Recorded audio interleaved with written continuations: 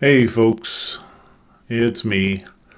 Before we get started on this video, I just want to let you know, I know my sound is still a little crackly, and I know there's still the occasional echo that you're going to hear in this video. All I can say is I'm working on it. I don't have one of those big fancy podcasting mixing boards, and I've only got this Blue Yeti microphone, so I'm trying my best to get optimal sound out of this, but I know it's still kind of crackly and echoey, but it is what it is. I'm going to keep plugging away at trying to fix it for you.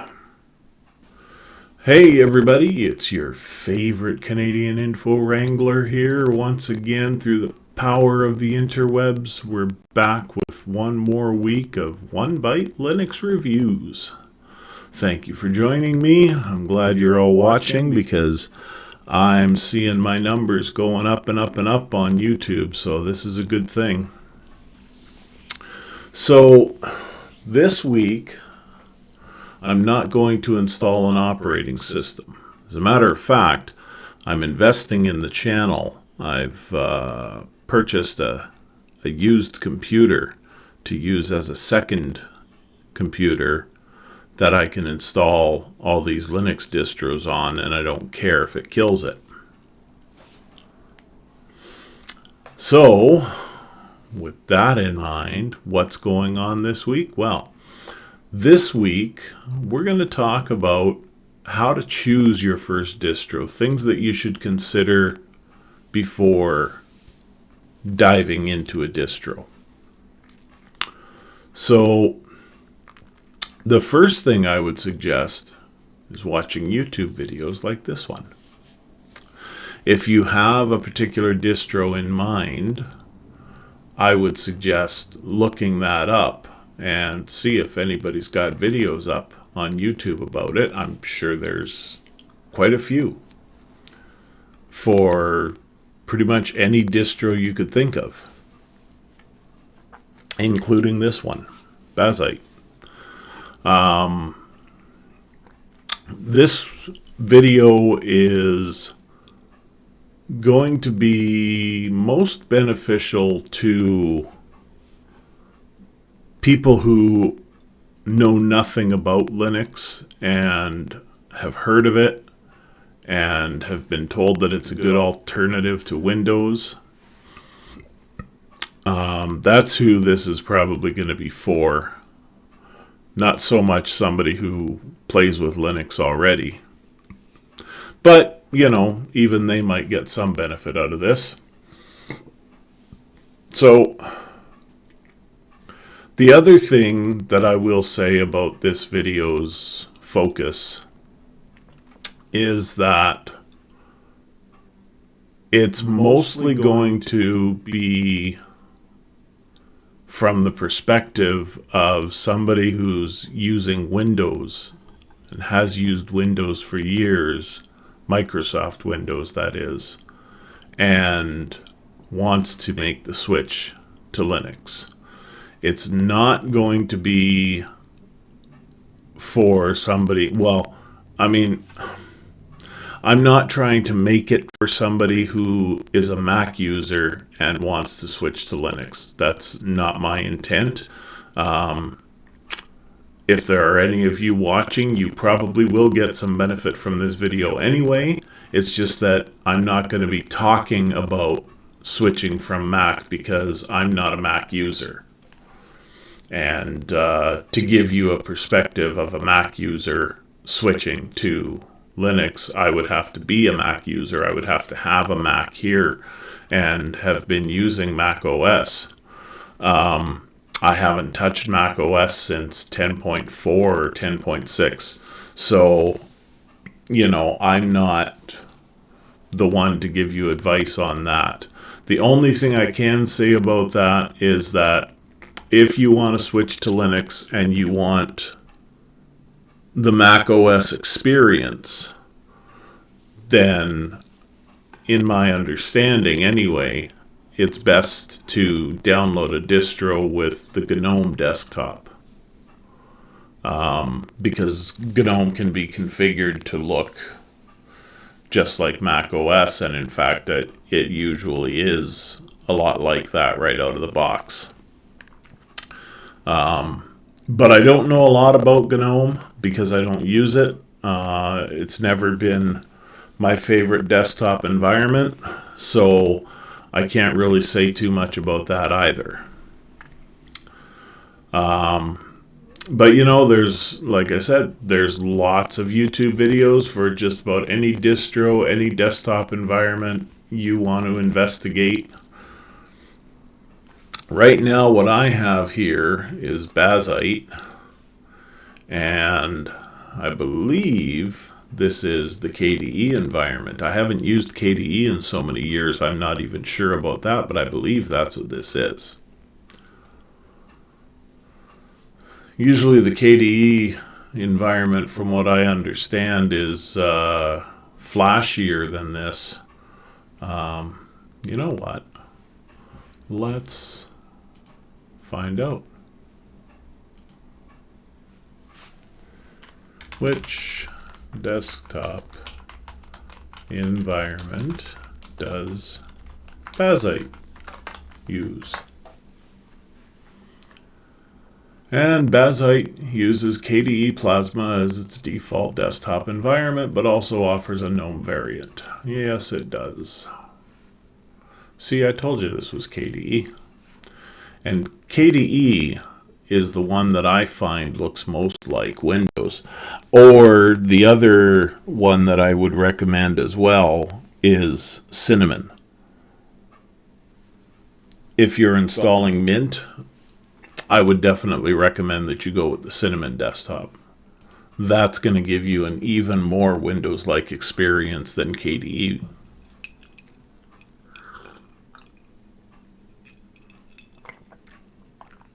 Frappuccino. Vanilla Frappuccino. And it's not from any place you know. No. You wouldn't have heard of the store that it's from, ever. Definitely never would have heard of it.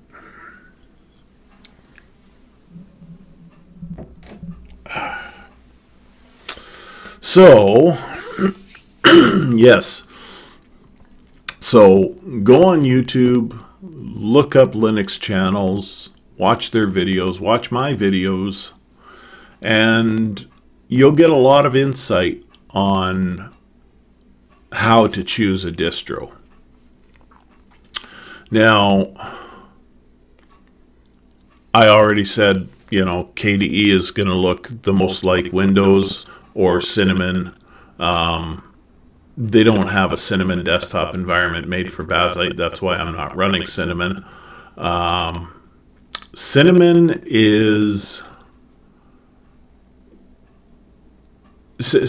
was, I believe it was made by the Linux Mint development team. And I know that it is currently maintained by them and meant for Linux Mint. So you're not likely to find a Cinnamon desktop on most other distros, but you will find XFCE, a couple others.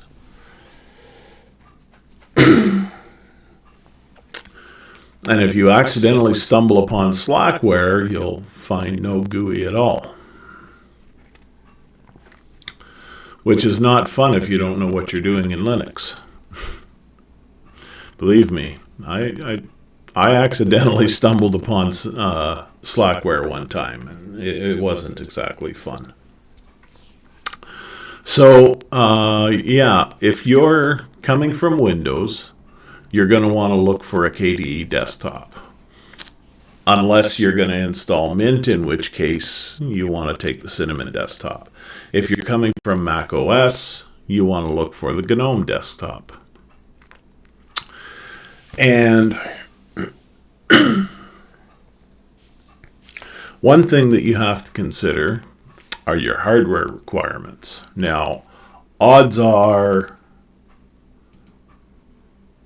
whatever you're running right now for a computer is going to meet the hardware requirements of just about any Linux distro. I'm running, what have I got here? As you can see, I have a 13th gen Intel Core i9 13900K unlocked. I'm running 64 gigs of RAM, and I'm running an NVIDIA GeForce RTX 4070 on an Asus motherboard. Now, your hardware doesn't necessarily have to be as high as mine. Mine is not smoking by any means, but it is pretty good hardware for the time, for right now. In a couple more years, it won't be so great, but that's the way it goes in the computer industry. Everything is obsolete the day you put it together. But anyway, that's what we're looking at here. And you know what? Let's just go there. And we'll tell you in a moment what the hardware requirements are for Byte.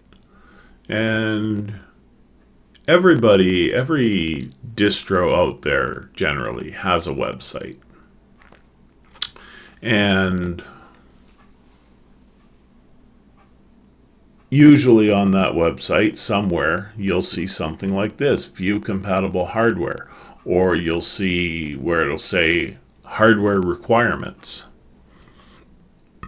And you just click on that, and it'll show you what your minimum system requirements are for running that distro. So our minimum system requirements here are a 2 gigahertz quad-core processor. I mean, if you don't know much about processors, that doesn't mean anything to you, but a 2 gigahertz quad-core processor is very old. Probably, I want to say 10 years old, maybe more. Because, yeah, probably closer to 15 years old, actually, because I'm on a 13th gen Core i9.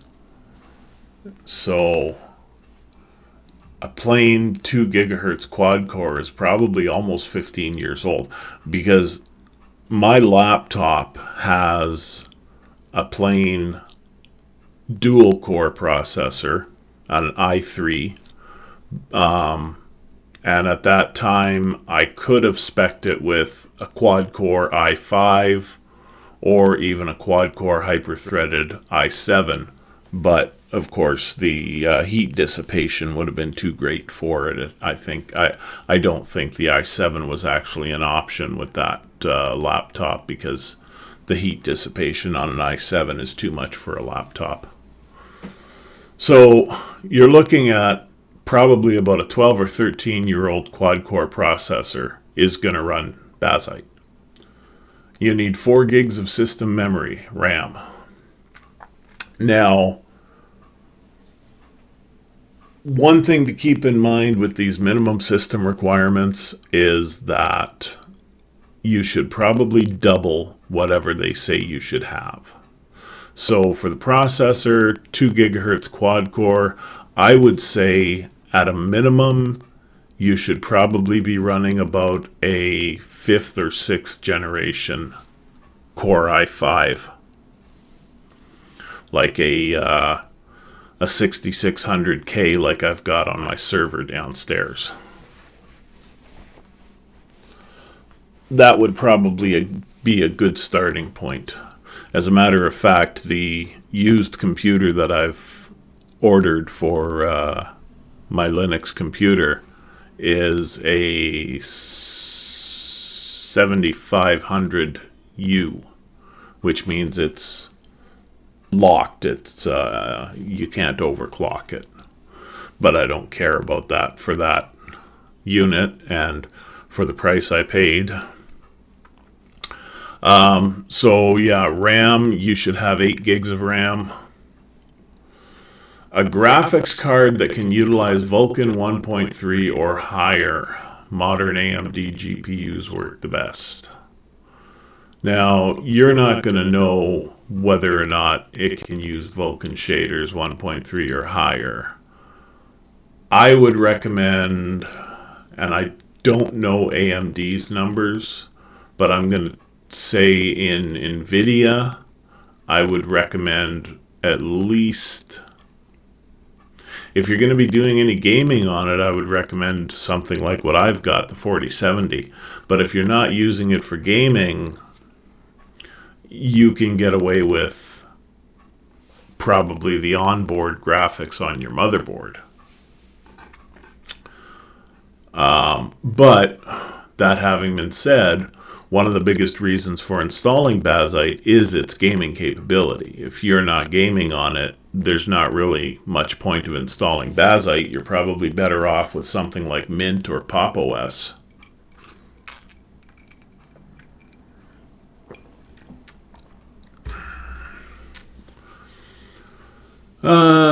You need 64 gigs free on an internal solid-state drive. Byte does recommend a solid-state drive. I don't believe that's actually necessary. But again, if you're not gaming with it, there's no point installing Byte. If you're gaming with it, you do want a solid-state drive. So something like even a 512 gig or 256 gig M.2 NVMe drive, or any 256 gig SSD. You need a stable internet connection with no bandwidth caps, which probably most of us have nowadays because that's getting a little more common. And I've got it up here in sleepy little city of Thunder Bay, Ontario, Canada. So if we've got good, solid internet connection with no bandwidth caps, you probably do as well. And it says here certain drivers are not compatible with Byte. And there's a list of compatible USB Wi-Fi adapters, interestingly enough.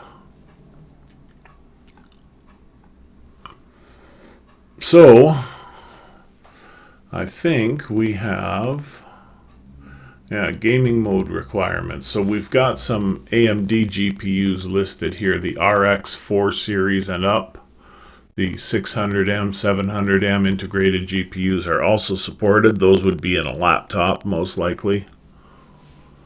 Intel Arc GPUs are supported with minor caveats compared to AMD hardware, and NVIDIA GPU support is currently in beta with major caveats compared to AMD hardware.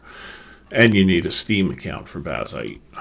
So again, if you're not going to be gaming on it, there's no point installing Byte. You're, again, better off with something like Mint or Ubuntu or Pop OS. And those I'll be getting into in coming weeks. To be perfectly honest with you, I'm trying to hold off installing actual distros until I get that second computer from eBay. Because then I can actually install the distro on that computer and I don't care if it ruins anything, which it's not going to because there's going to be nothing else on that computer. Every time I install a distro, I'm going to be wiping it and installing a fresh distro. So there's not going to be anything on there that can get ruined, so I'm not worried about it. So I'm trying to do Linux-centric videos without actually doing installations of distros until I get that computer, which is only a couple more weeks. So a couple more videos like this, and well, next week I think I'm going to do Cache OS, and what I'm probably going to do is install it on my laptop, because right now my laptop just has a fresh installation of Mint on it. It doesn't have anything else installed on it, so I don't mind wiping it to put Cache on it and try that out. But my laptop is over 15 years old. I've been living in this house for 15 years, and I bought that laptop when I was still in my old apartment before this house. So it's probably 16, 17 years old. So I'm not sure how well it'll run Cache OS. I know it runs Mint because that's what I've been using on it for years now.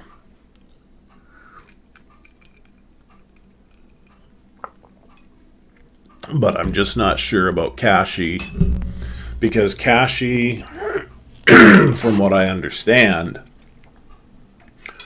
is very similar to Byte. It's a gaming-centric OS, and I think Pop OS is another one that's gaming-centric. I'm not sure. I'll find out when I review those ones for you.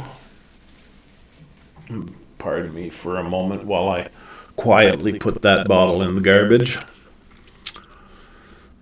So, yeah, we've checked our hardware requirements. So now that you've checked your hardware requirements, you want to, like I said, watch YouTube videos on the various distros. Once you've kind of narrowed it down to maybe 5 or 6 distros that you're interested in, then you want to go to their website and you want to see if they've got a live ISO. Because with a live ISO, you can run the OS straight off your flash drive. You don't have to install it onto your computer and risk losing your files. You can run it straight off the flash drive, and you know, I say risk losing your files, and so does every other person who makes videos like this. And we say it as though it's a very common thing and you could just wipe out your whole computer. But really, it's not that scary. It's not. We're trying to impress upon you the importance of making sure your files are backed up. But in actuality, as long as you follow the instructions of the installer, and as long as you know which drive you're installing it on, and you do only install it on that drive, you should be fine. There should be no reason why you're going to lose your files. So, a lot of us making these videos, we make it sound scary, but it really isn't. The odds of it happening are actually kind of slim as long as you're following the instructions. So I wouldn't worry too much about that, but at the same time, I would back up my important files. You don't have to worry about game saves really, because if you're running Steam for your gaming platform, then you know most of your games are going to be saved on your Steam account. You can pick up where you left off with most of them. But things like certain local games like Fallout 4, the Elder Scrolls series, except for ESO obviously, but the local games where you're not going online, you're not playing against other people, you're just playing with yourself on your own computer, those games you probably do have to back up your save files. So you need to figure out where your save files are being stored, back up that save, put it on a separate hard drive, and make sure you've got it. And that leads me to my next point. This is true for backing up as well as don't fear the terminal. Okay, I'm going to close this because this is not my default browser anyway. And we'll close this. Now right down here, you see this? You're going to see this on almost every Linux distro you download. It's called the terminal. When you pop it up, it opens up and you can type in commands. Don't fear this. Don't get too cocky with it either, because you enter the wrong command the wrong way and you could totally bork your whole system. But what I would suggest is anytime you need to enter a command in here, ask ChatGPT or Grok how to do it. Tell ChatGPT or Grok what you want to accomplish, and the AI will give you instructions on how to accomplish that.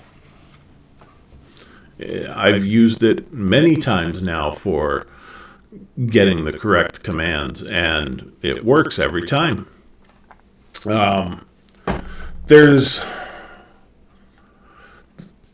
There's a little bit of time, a few times where it doesn't work, but that's only because I'm on Byte, and Byte is an immutable OS, which means you can't change the system files.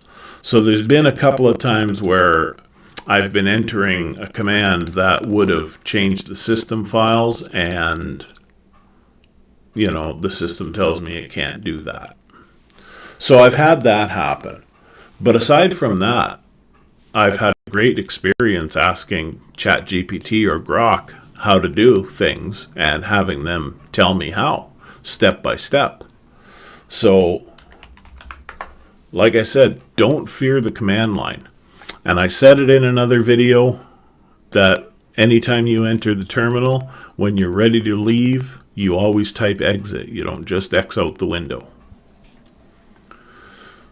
So the reason why I was getting at not fearing the command line is because that applies for what I was saying before this as well, with gaming and everything else.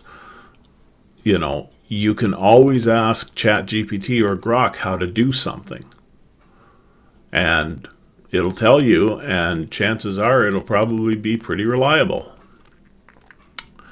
So let's see here. Where are we? Boom. Okay. So I think we're going to wrap it up for this week. And I think next week I will try installing CachyOS on my laptop, and we'll see how that goes. And hopefully within a week or two after that, I'll have the new used computer from eBay. So until then, how do I always leave you? God's willing, Daffy Duck willing. We'll see you all in the next video. Ciao for now.